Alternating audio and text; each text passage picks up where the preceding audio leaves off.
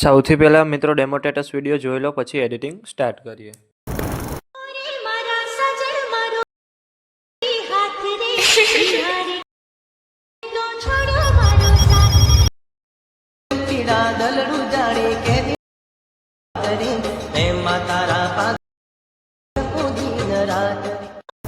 તમે જે પ્રકારનો ડેમો સ્ટેટસ વિડીયો જોયો તે જ પ્રકારનો વિડીયો બનાવતા શીખવવાનો છું, તો વિડીયોને પૂરેપૂરો જોજો.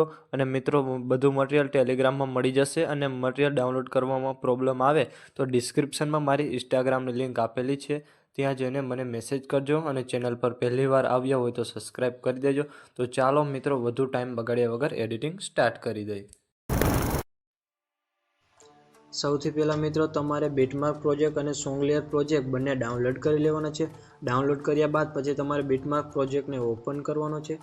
બીટમાર્ક પ્રોજેક્ટ ઓપન કરશો એટલે મિત્રો તમારે સ્ટાર્ટિંગમાં આવી પછી તમારે પ્લસ પર ક્લિક કરવાનું છે.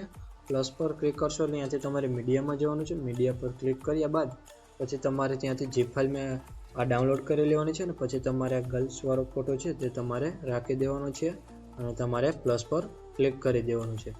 પ્લસ પર ક્લિક કરશો એટલે પછી તમારે અહીંયા 3 ડોટ હશે તેના પર તમારે ક્લિક કરવાનું છે. 3 ડોટ પર ક્લિક કર્યા બાદ પછી તમારે અહીંથી ફિલ કોમ્પ્રેશન એરિયા પર ક્લિક કરવાનું છે. એના પર ક્લિક કર્યા બાદ પછી તમારે આ એરો છે તેના પર તમારે ક્લિક કરવાનું છે.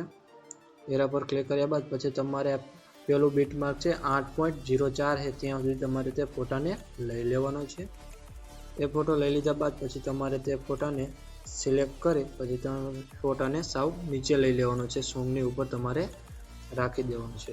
આટલું કર્યા બાદ પછી તમારે તે ફોટા પર ક્લિક કરવાનું છે. ફોટા પર ક્લિક કર્યા બાદ પછી તમારે બ્લેન્ડિંગ ઓપ્સિટીમાં જવાનું છે. એના પર ક્લિક કર્યા બાદ પછી તમારે થોડુંક નીચે જવાનું છે. નીચે ગયા બાદ પછી તમારે કલર પર ક્લિક કરવાનું છે. કલર પર ક્લિક કર્યા બાદ પછી તમારે તેને લ્યુમિનેશન પર ક્લિક કરી દેવાનું છે. એટલું કરશો એટલે મિત્રો અહીં તમારે 100% હશે તેને તમારે 59% રાખી દેવાનું છે.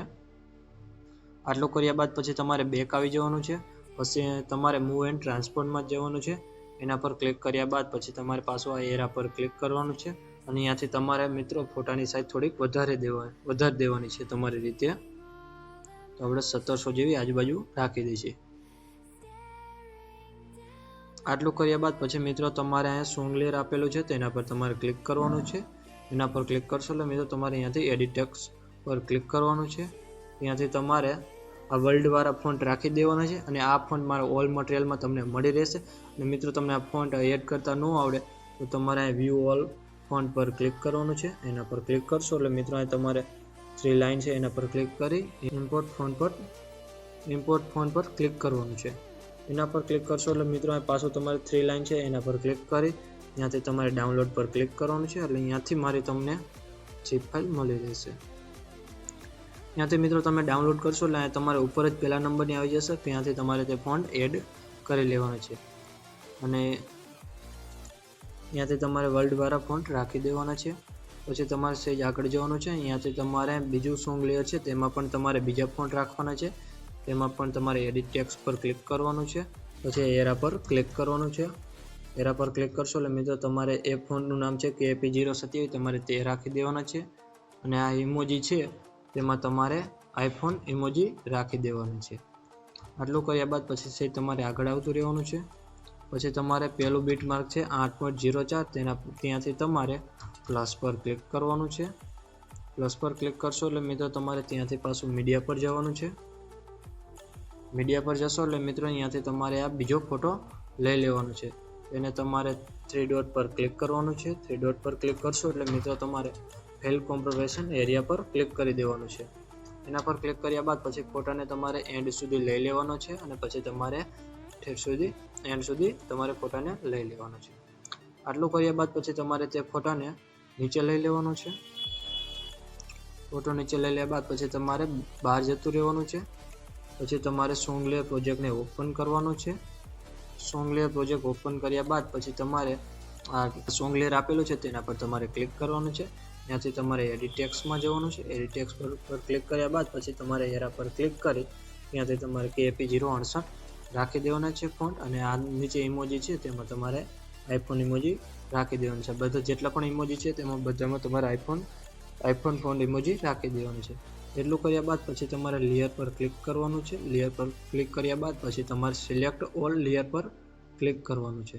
એના પર ક્લિક કર્યા બાદ પછી તમારે પાછું લેયર પર ક્લિક કરવાનું છે. પછી તમારે કોપી 12 લેયર કરવાનું છે. પછી તમારે બેક જતું રહેવાનું છે અને પછી તમારે પાછું બીટમાર્ક પ્રોજેક્ટમાં બીટમાર્ક પ્રોજેક્ટને ઓપન કરવાનો છે અને પછી તમારે 8.0.4 બીટમાર્કે આવતું રહેવાનું છે. ત્યાંથી આવી તમારે પાછું લેયર પર ક્લિક કરવાનું છે અને અહીંયાથી તમારે પેસ્ટ 12 લેયર પર ક્લિક કરી દેવાનું છે. આટલું કરશો એટલે મિત્રો તમારે તે સોંગ લેયર આમાં આવતી રહેશે. પછી તમારે સ્ટાર્ટિંગમાં આવી પ્લસ પર ક્લિક કરવાનું છે. પ્લસ પર ક્લિક કરશો એટલે ત્યાંથી તમારે મીડિયામાં જવાનું છે. મીડિયા પર ક્લિક કર્યા બાદ પછી તમારે અહીંયા 10 સેકન્ડનો વિડીયો છે તેને તમારે લઈ લેવાનો છે. પછી તેના પર તમારે ક્લિક કરવાનું છે. ક્લિક કરશો એટલે અહીંયાથી તમારે મૂવ એન્ડ ટ્રાન્સપોર્ટમાં જવાનું છે. મૂવ એન્ડ ટ્રાન્સપોર્ટમાં ગયા બાદ પછી તમારે પાછું એરા પર ક્લિક કરવાનું છે. ત્યાંથી તમારે 90 ડિગ્રી માઇનસ કરી દેવાની છે. પછી તમારે પાછું આ 3 ડોટ પર ક્લિક કરી ત્યાંથી તમારે ફિલ કોર્પોરેશન એરિયા પર ક્લિક કરી દેવાનું છે. આટલું કરશો એટલે મિત્રો તમારે આ પહેલું બીટમાર્ક છે ત્યાં સુધી તમારે વિડીયોને લઈ લેવાનું છે અને વધારાનો ભાગ છે તેને તમારે કટ કરી દેવાનો છે. એટલું કર્યા બાદ પછી તમારે બ્લેન્ડિંગ વર્કસિટીમાં જવાનું છે. એના પર જશો એટલે મિત્રો તમારે લાઇટિંગ પર જવાનું છે. લાઇટિંગ પર ગયા બાદ તેને તમારે સ્ક્રીન કરી દેવાનું છે. સ્ક્રીન કરી તમારે 100% છે તેને તમારે 82 કરી દેવાનું છે. આટલું કર્યા બાદ પછી તમારે બેક જતું રહેવાનું છે. પછી આ પેલું બીટમાર્ક છે ત્યાં આવી જવાનું છે. ત્યાંથી પાછું તમારે પ્લસ પર ક્લિક કરવાનું છે. ત્યાંથી તમારે મીડિયા પર ક્લિક કરવાનું છે અને ત્યાંથી તમારે 29 સેકન્ડનો વિડીયો છે તે તમારે લઈ લેવાનો છે. પછી તમારે તે વિડીયો પર ક્લિક કરવાનું છે. પછી પાછું 3 ડોટ પર ક્લિક કરવાનું છે અને ત્યાંથી તમારે ફિલ કોમ્પ્રેશન એરિયામાં ક્લિક કરી દેવાનું છે. એટલું કર્યા બાદ પછી તમારે પાછું બ્લેન્ડિંગ ઓપેસિટીમાં જવાનું છે. એના પર ક્લિક કર્યા બાદ પછી તમારે લાઇટિંગમાં જવાનું છે. લાઇટિંગ પર ક્લિક કર્યા બાદ પછી તમારે પાછું સ્ક્રીનમાં જવાનું છે. પછી તમારે એન્ડમાં આવી જવાનું છે અને તમારે જે વધારાનો બ્લેક સ્ક્રીન વિડીયોનો ભાગ છે તેને તમારે કટ કરી દેવાનું છે.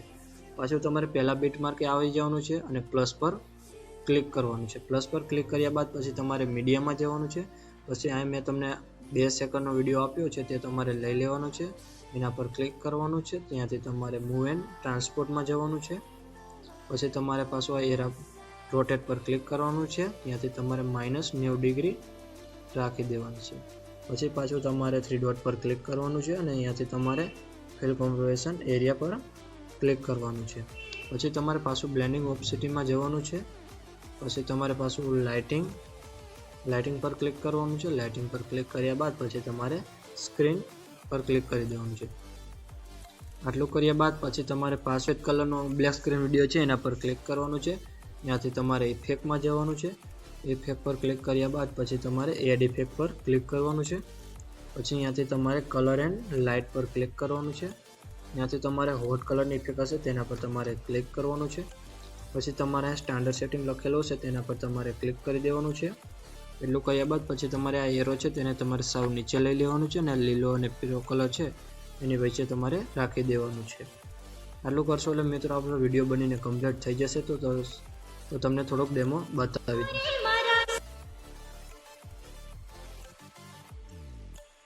પછી વિડીયો ગેલેરીમાં સેવ કરવા માટે તમારે આ એરા પર ક્લિક કરવાનું છે. એરા પર ક્લિક કર્યા બાદ પછી તમારે અહીં મિત્રો 1080 તમારે રાખી દેવાનું છે. 1080 પિંક રાખી દેવાની છે અને પછી તમારે એક્સપોર્ટ પર ક્લિક કરી દેવાનું છે. અને મિત્રો વિડીયો ગમ્યો હોય તો એક લાઇક કરી દેજો અને ચેનલ પર પહેલી વાર હોય તો સબસ્ક્રાઈબ કરી